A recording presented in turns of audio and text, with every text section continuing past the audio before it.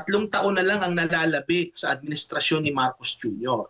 Malabo, no, na ma-achieve niya itong mga necessary na reforma at mga polisiya na kinakailangan para maitaas yung paglago ng ating ekonomiya. Kaya sa palagay ko, bagamat sinasabi nila na yung paglago ng ating ekonomiya ang pinakamataas sa region or isa sa mga pinakamataas sa rehiyon, sa palagay ko kulang po ito, no, para maiangat ang estado ng ating ekonomiya para tayo maging upper middle income status, and also para maibaba ang antas ng kahirapan sa ating bansa at para finally maging mas ramdam ng tao yung paglago ng ating ekonomiya. Kasi sa ngayon, Jade, malago nga ang ating ekonomiya and yet hindi ramdam ng tao. Kasi ang ginagawa ng ating mga leader, ginagawa ng gobyerno, hindi focus, no, sa ekonomiya. Ang focus nila is puro pamumulitika. Nasayang yung unang 3 taon ni Marcos Jr. kasi ang naging focus nila is puro pamumulitika. Itong susunod na 3 taon, okay sana, kaya lang kulang na tayo sa oras. At ang focus ng ating mga leader puro sa 2028 na. No? Yun na ang focus ng mga leader natin. So paano naman po ang ating ekonomiya? Kaya unfortunately ako hindi na umaasa. Hindi na po ako umaasa na isasaayos ito. Kaya kung anumang mga reforma, mga suhestyon, ito ay para sa susunod na administrasyon, Jay.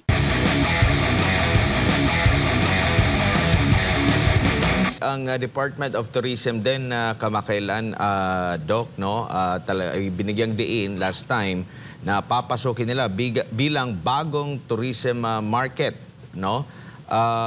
Ang sinasabi kasi dito, aminado yung Department of Tourism na meron talagang pagbaba ng mga foreign mga bisita natin, lalo na mula sa China. At nabanggit nga yung usapin sa geopolitical, mahigpit na visa requirements at batay daw sa impormasyon, 300,000 na mga turistang Chinese lang daw ang dumating sa Pilipinas noong nakaraang taon.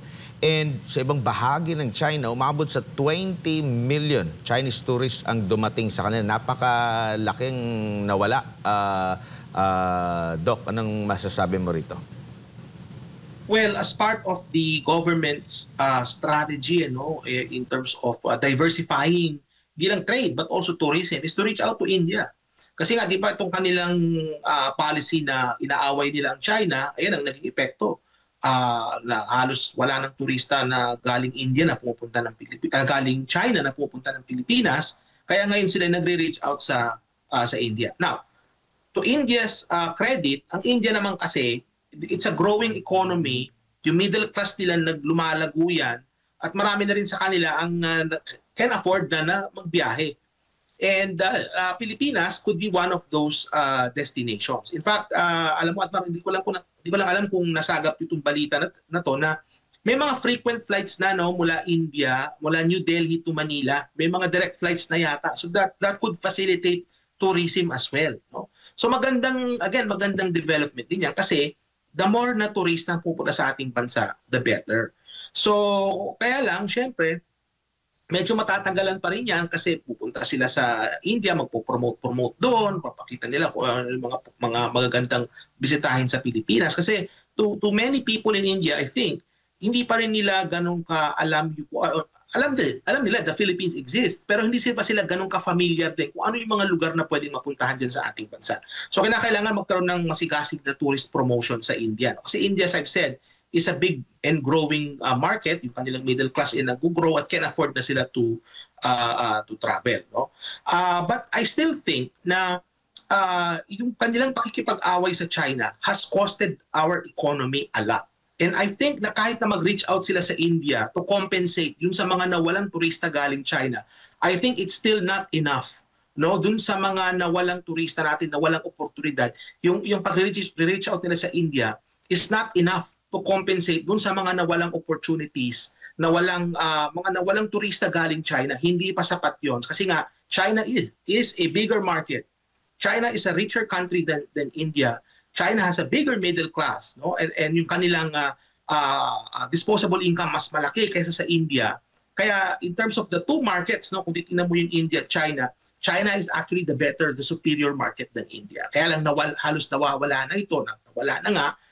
Reach out tayo sa India. Sa palagay ko, kahit makuha nila yung India, kulang pa rin to compensate doon sa mga nawalang opportunities dahil dyan sa klase ng foreign policy na meron tayo. Parang halos magkapareho lang din or mas lamang na siya sa in terms of population na rin yung India, yung lawak ng market kumpara sa China.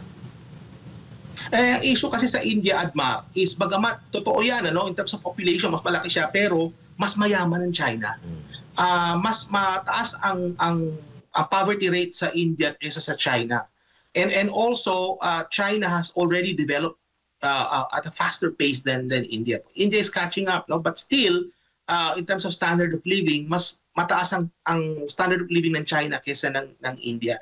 Kaya and what matters sa tourism, Admar, is yung incomes ng tao. Kasi ang tourism naman that would require, it's mainly a function of incomes of people. Hindi naman magiging turista ang isang tao kung wala siyang extra pera na para bumiyahe at magpunta sa ibang bansa. Okay. Tourism money is usually luxury nga yung tourism sa mga ibang kung titingnan mo sa mga ibang ideas, no? Kumbaga people think that tourism is a luxury. So kumbaga kung meron kang extra income, no, na pwede mong i-set aside pang biyahe-biyahe, yun yung ibibiyahe mo, panggagastos mo. Sa kaso sa China, yung kanilang middle class is growing, and at the same time, mas malaki yung kanilang disposable income to spend for tourism purposes. Kaya nga mas lucrative na market pa rin talaga ang China kumpara sa India as far as tourism is concerned. Kaya nga sinasabi ko kanina, Admar, even if masaturate nila yung market ng India in terms of tourism, kulang pa rin yon to compensate dun sa mga nawalang turista natin galing sa China. Tsaka may advantage pa rin yung isa kasi mas malapit kumpara doon sa India. Yes. Geographically, China is closer and there are more flights coming from different cities from China. Marami tayong direct flights, di ba, Admar? Meron tayong Manila-Shanghai, may Manila-Guangzhou, may Manila-Beijing. No? Kumbaga maraming may Xiamen pa nga, direct flight. Meron din sa Cebu. Kumbaga maraming flights. Sa India, isa pa lang yata. No? Manila, New Delhi lang ang meron. So, kumbaga there's still more opportunities na pwedeng i-expand sa India. And yet, as I've said, kahit masaturate nila yung India, kulang pa rin yan dun sa nawala galing sa China. Kasi mas malaki yung China in terms of income, mas marami silang dollars or tourism dollars that they can spend sa Pilipinas, and yet nawala na nga yung opportunity na yan kasi sa palpak nating foreign policy. Taong 2007, may pinakahuling presidente na pumunta doon sa katauhan po ni former President Gloria Macapagal Arroyo doon sa India. Nakapunta naman ng India si PRRD pero ito'y may kaugnayan doon sa ASEAN-India Summit last 2018 at ngayon talagang state visit muli si President Ferdinand Bongbong Marcos Jr. Ito naman pong maraming mga Indian nationals na nag-aaral ng medisina. Marami yan dito, lalo na sa Davao. Marami tayong nakikita sa iba't ibang lugar dito po sa Pilipinas. Malaki din, parang turista rin ba ang dating yan sa kanila? Kasi dito sila nag-aaral. Mapapansin na rin dito, marami na rin mga Indian na mga restaurant din po, Doc. Alam mo, Admar, mas malaki ang balik kung sila'y nag-aaral eh. Kasi ang turista, Admar, matagal na dyan, 1 linggo. Hindi ba? Pupunta sa Siargao, pupunta sila sa Boracay, sa Puerto Galera, o sa mga iba't iba pang lugar, matagal na dyan 1 linggo. So sa gagastos sila, yung mga turista, gumagastos sila for 1 week. Pero itong mga estudyante, matagal yan, 4 na taon. Hindi ba? 3, 4 na taon, 5 taon. Depende kung ano yung kurso na kinukuha nila. So the longer the stay, the more economic opportunities will be created. Marami kang makahires na teaching and non-teaching staff sa mga eskwelahan.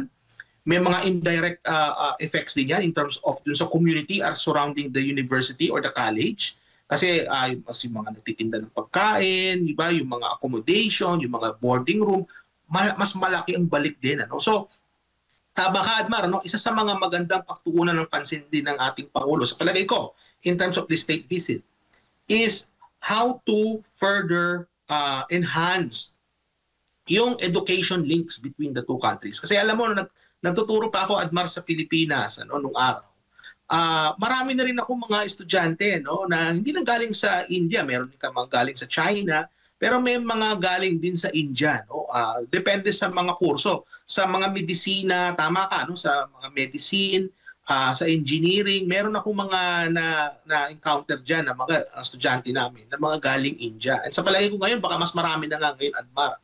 So maganda yan na ituloy-tuloy lang natin at paano natin magiging mas lalo pang competitive ang ating educational system. Kasi isa yan sa mga nakaka-attract ng mga international students sa isang bansa is how competitive your educational system is. Kaya isa yan sa mga magandang pagtuunan ng pansin ng gobyerno ni Marcos Jr. is kung paano pa mas ma-enhance yung ating education sector para mas lalo pa tayo maka-active ng mas marami pang international students. Kasi definitely malaki po ang balik sa ating ekonomiya ng mga international students.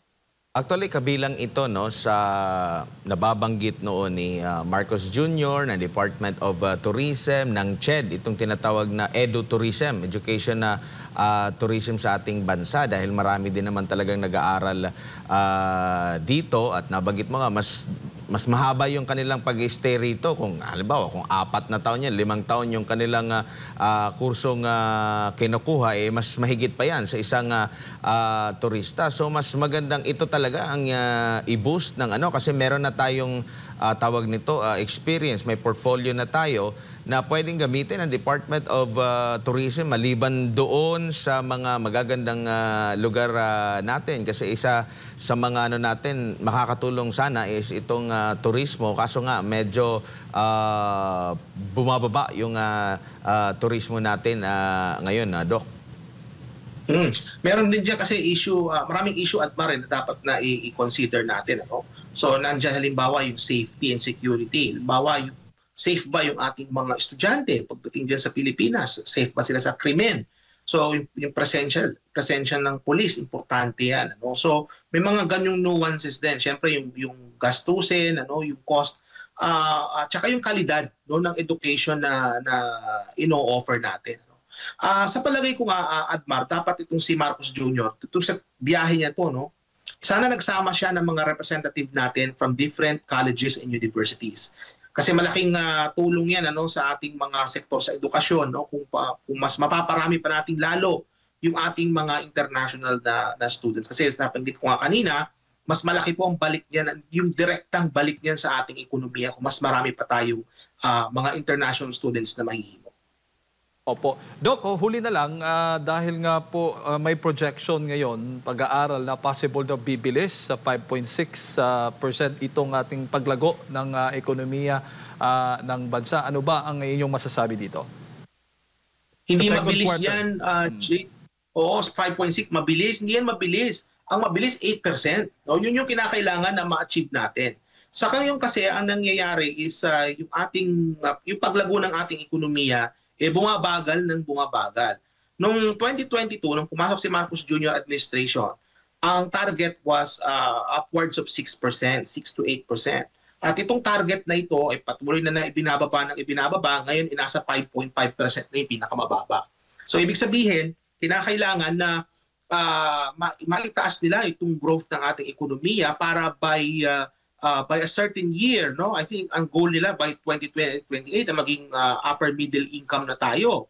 Pero si Secretary Balisacan na nagsabi, Jade, na malabong ma-achieve yung upper middle status na yan, kasi nga yung paglago ng ating ekonomiya hindi ganun kataas. Kaya yung sinasabing mabilis yung 5.6, I have to disagree, mabagal yung 5.6 na yan. Kailangan mag-grow tayo ng 8% para talaga maramdaman ng tao. So and again, paano mo mag-grow yung ekonomiya ng ganong kataas? Well, kinakailangan talaga mag-pursue ng mga pulisiya itong si Marcos Jr. in terms of enhancing yung productivity. Kinakailangan na magkaroon siya ng konkretong mga pulisiya paano mo mapapalago ang iyong ekonomiya. Kesa puro pamumulitika ang ginagawa. Alam mo, Jade, 3 taon na lang ang nalalabi sa administrasyon ni Marcos Jr. Malabo na ma-achieve niya itong mga necessary na reforma at mga pulisiya na kinakailangan para maitaas yung paglago ng ating ekonomiya. Kaya sa palagay ko, bagamat sinasabi nila na yung paglago ng ating ekonomiya ang pinakamataas sa region or isa sa mga pinakamataas sa rehiyon, sa palagay ko kulang po ito, no, para maiangat ang estado ng ating ekonomiya para tayo maging upper middle income status, and also para maibaba ang antas ng kahirapan sa ating bansa at para finally maging mas ramdam ng tao yung paglago ng ating ekonomiya. Kasi sa ngayon, Jade, malago nga ang ating ekonomiya and yet hindi ramdam ng tao. Kasi ang ginagawa ng ating mga leader, ginagawa ng gobyerno, hindi focus, no, sa ekonomiya. Ang focus nila is puro pamumulitika. Nasayang yung unang 3 taon ni Marcos Jr. kasi ang naging focus nila is puro pamumulitika. Itong susunod na 3 taon, okay sana, kaya lang kulang na tayo sa oras. At ang focus ng ating mga leader, puro sa 2028 na. No? Yun na ang focus ng mga leader natin. So paano naman po ang ating ekonomiya? Kaya unfortunately, ako hindi na umaasa. Hindi ako umaasa na isasaayos ito. Kaya kung anumang mga reforma, mga suhestyon, ito ay para sa susunod na administrasyon, Jay. At kung sakali man na gustuhin man ng ating mga kababayan na magkaroon ng mga big projects ang ating pamahalaan sa remaining 3 years nga, hindi na rin po ito possible, Doc. Kasi nga kulang na talaga sa oras. No? 3 years sa mundo ng politika, no? Sa mundo ng politika, matagal yung 3 years. Pero sa mundo ng ekonomiya, mabilis lang yung 3 years na yan. So kaya ang kalagay ko dito, Jade, dahil kulang na tayo sa oras, kung ano man yung mga ideya, no, ng mga reforma, hindi na yan magagawa sa ngayon. No? Magagawa yan sa susunod na administrasyon. Sa palagay mo ba, Jade, gagawa ang current administration ng mga polisiya na ang makikinabang ay yung susunod na administration? Lalong-lalo na kung there's a very good possibility na ang susunod na administration ay isang Duterte. Hindi ba? So palagay nyo ba, gagawa sila ng mga polisiya ngayon ang makikinabang yung susunod na administrasyon? So palagay nyo ba sila yung magsasaing ng bigas and yet ang kakain ng sinaing na bigas ay yung susunod na administration? So pag-isipan nyo ng mabuti yan. Ano? Kung kayo yung nasa kalagayan ni na Marcos Jr. sa ngayon, would you be doing these policies knowing that the next administration would be a administration from your opponent, di ba? So kumbaga, kaya nga sa palagay ko, itong 3 years na ito, ang magiging focus talaga ng ating mga leaders is puro pamumulitika pa rin. At maisasantabi na naman ng ekonomiya. Kaya nakikita natin, palala ng palala yung self-rated poverty. I'm not surprised, no, pagdating sa mga darating na buwan at panahon, lalo pang tataas yan kasi nga wala sa focus yung ating mga leader kasi ang puro focus nila ngayon is puro pamumulitika at political survival.